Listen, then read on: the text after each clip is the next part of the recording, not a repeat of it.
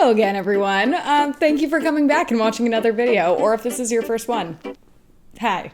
Anyway, hope quarantine is still going well for everyone. I know I'm really thriving because I just get to wear all my sweatshirts. I get to hang out with my dog. I have no complaints. But I know you guys are looking for some distractions because the news is a little dark at the moment. And because it seems like every time I do a story time type video, you guys really enjoy it. I felt like maybe it was time for one from college, perhaps. This is gonna be how I think I'm titling this How I Cheated in College. That feels a little aggressive. It wasn't like cheating, like writing things on your hand cheating, but cheating the system, we'll say. The system being the school. So, I actually have touched on this story before. I did that assumptions video where you ask your Instagram followers to make assumptions about you. I had a bunch of my friends react to them. I think one of the assumptions was that I was difficult to live with, and this is what my friends said. Lily was so great to live with that one time I was too hungover in college to go take a final exam, and she forged the most amazing, beautiful doctor's note. No one even questioned it. She remembers it as a merely positive thing. You'll find out it wasn't all positive.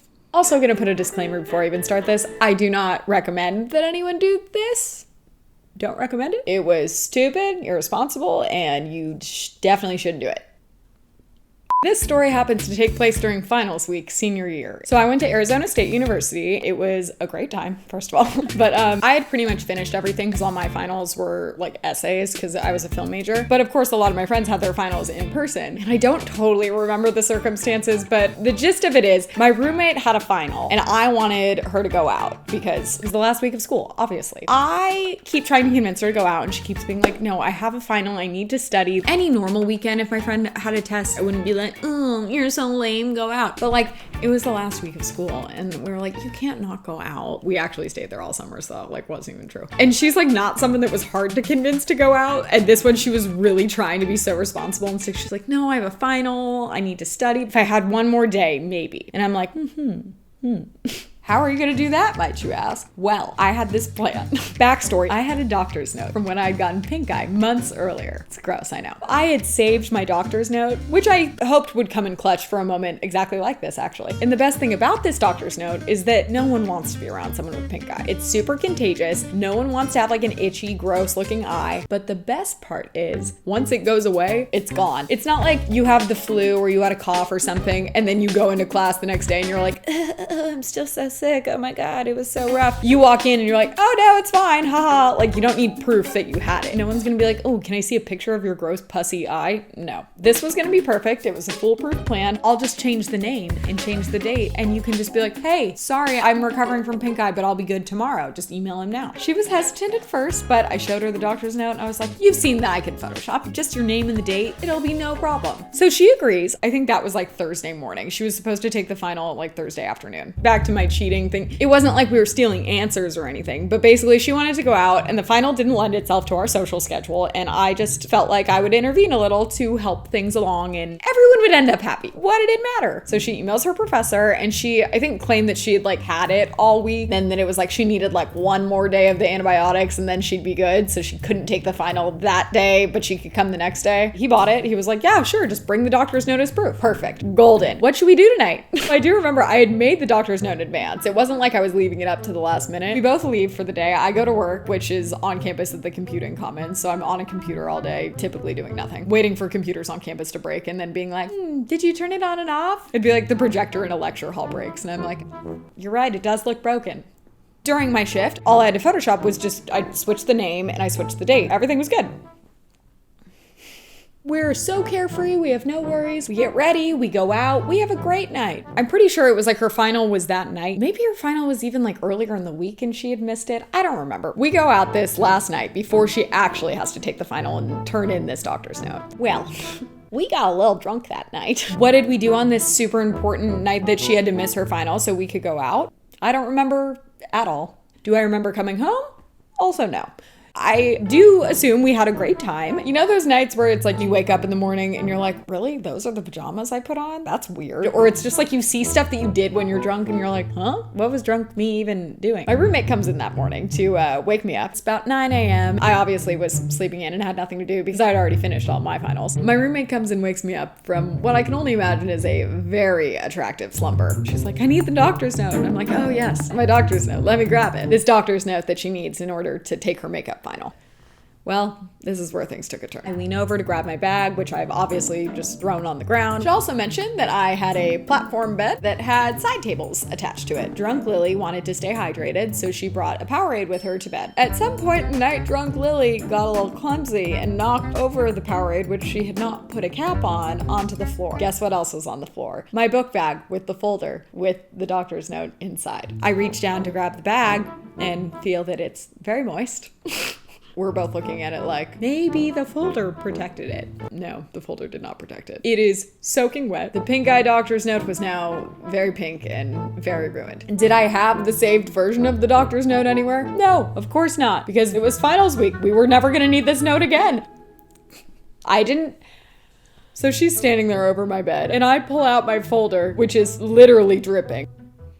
Guys, if I could have shown you my roommate's face of just sheer panic, it was like a movie. We both just look at it and it's red and like soggy. The words have all run together. It is just a mess. Like there's no way that she could salvage that. So she has to go to work and then immediately to take her final following work. So she's panicking and she's like, oh my God, I'm not gonna graduate college because I'm going to fail this class. Kind of a problem, didn't want to be responsible for that. We had to think quickly because she was about to fail out of school. So I was like, okay, here's the plan. You're gonna go to work and I'm just gonna figure it out. So she goes off to work and I spend the rest of the day photoshopping from scratch this doctor's note. I wish I had any of it still. I think I do somewhere, probably at my mom's house. It literally can barely read some of it. I could just make out like the general format of what it's supposed to look like. It was a disaster. So I proceeded to very diligently copy every detail. I'm having to like Google medicine you take for pink eye, putting in all of the numbers and the milligrams and the logo from the urgent care, looking at my final product, and I'm like, is this gonna work? Is this gonna get her out of it? Because if it doesn't, I'm fucked. Well, I mean, she's fucked, but like I'm fucked by association. Printed out that doctor's note, drove over to her classroom building. She came up to the car and grabbed it right before she went in, runs into her class. The teacher said nothing. I don't even think he really looked at it, to be honest. But, you know, we're gonna pretend it was because it was such a good forging job. I'm dying. Before I started filming, I texted my friend just to make sure I'm remembering all of this right. And she goes, oh my God, yeah, it was something about you convincing me to go out. I think it was American Junkie Wednesdays. I think it was a Thursday, so I don't think that's the case. But if anyone went to ASU, is American Junkie still there? There's the wheel that you spin. Good times. Anyway, I remember having to go bring it in person, and we put a ton of Neosporin on my eye to really sell it. That's funny because I just went on that whole tangent about how it's like, you don't need to prove you had pink eye, but she was so nervous that it wasn't gonna work that she literally globbed on a bunch of Neosporin. She said then we had it framed on our fridge during grad weekend and we showed all of our parents. Yeah, that's the story of how I cheated, but then also the story of how I was like a major contributing reason why one of my friends almost failed one of her classes senior year and didn't graduate. Really glad the story turned out positive though. Could have been bad. She seems to remember it only in a positive light, not that I almost made her flunk out of college, but if we just talk about the doctor's note part, that's fun. Not me peer pressuring her to miss her final. Don't be me. Don't have friends like me. Don't listen to your friends. Take your finals. Don't forge doctor's notes. But if you do, pink eye is a great option. I didn't say that. I take it back.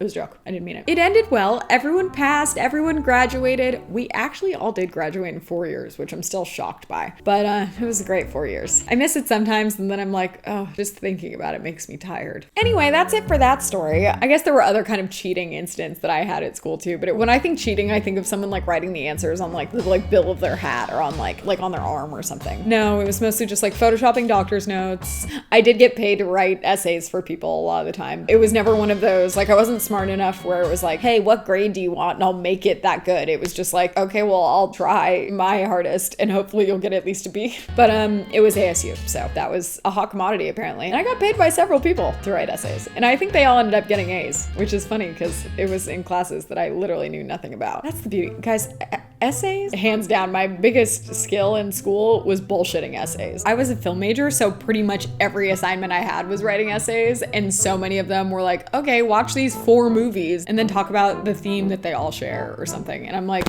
I don't have time to watch 4 movies because I also went to ASU, so partying was definitely prioritized over my learning. I think had I felt that the learning was beneficial to my future career or anything I wanted to do, I would have maybe been a little more invested, but no. A lot of just like much less practical things and just lots of writing, lots of essays, lots of this was a symbol for this. What did the filmmaker mean by this? Why did he use the color purple here? And I'm like, maybe he just only had the color purple. I don't know. I was a really bad film major. I didn't fit in with the rest of them. They'd get in these like deep philosophical discussions about a movie, and I'm over there like, I think you're reading too much into it. I don't know. So instead of watching all the movies and doing the essays like I was supposed to, I instead would spend probably just the same amount of time looking up all the research, basically like Cliff's Notes versions of the movies, essays people had written about the movies, and just took a bunch of stuff and like paraphrased all in my head and gave them a new essay, which I always got A's on. So, you know, I also don't think they were grading very hard. Also, one thing, all of my friends, well, not even just my friends, everyone at ASU offers a very wide variety of online classes. I did have a friend that literally one semester only took online classes. We all lived in Arizona and she literally just never had to even go on campus. If I had done that, my mom would have literally killed me. But anyway, we would take the online classes and it was usually the electives. They're such weird classes. It was like Southwest Home Gardening or Beatles. I took an Elvis class one time. Those you could cheat on because they literally never changed the tests, and everyone takes these classes. Like at one point in your 4 years, well, it's ASU, so maybe like 6 years, at one point in your duration of college, you were probably taking these classes because they fill general ed requirements that everyone needs, and everyone knows that other people have taken them, so no one ever does the work because it's like, oh, hey, I'm taking quiz number 2, and someone's like, okay, here are all the answers. The same multiple choice test every time, not to mention they aren't hard to begin with. Like genuinely, the Elvis class, it would have a clip of a song, and then it's, what song is this? You just listen to the lyrics, and then like, if you don't already know what the song is, type in what the lyrics are, and you're like, okay, that's it. I will say sometimes it was a little hard because I can't always understand what Elvis was saying. So that was actual cheating. I don't think they can revoke my diploma now though. And even if they did, would it matter?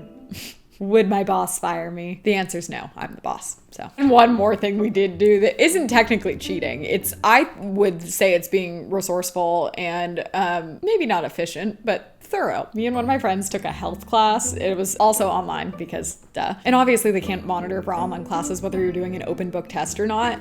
But this one I remember it was like, it would specify that it was an open book test. Like you were allowed to use your textbook, but the test would be on like 5 different chapters, which would cover like 40 pages. And the questions were so specific to the wording in the textbook that it didn't matter if you had the textbook open, you needed to know exactly where that sentence was or just know everything about what we were learning, which me and my friend didn't know either. Our solution, which maybe was a little overboard, but we got A+ in that class, literal A+, because we typed out the entire section of the book that we were going to be tested on into Microsoft Word documents. So we would split it. So if it was 40 pages, we were each retyping 20 pages. 20 pages of a textbook is a lot of typing. So this wasn't like we'll just do it really quick for an hour. We'd be like in the library all day, but then we knew for sure that we were going to be able to get an A on the test. You just do control find how the questions are phrased, and then you can find how it was phrased in the book, and literally your answer is right there. So that one wasn't cheating. That was insurance that maybe was a little overboard, but worth it. ASU was an interesting time. And don't get me wrong, I know that not all of the majors at ASU were complete jokes. Film in particular was for me while I was there, at least the classes that I was in. I also did film practices, which was like this in between of film studies and film production. Film production you had to apply to, and I was like,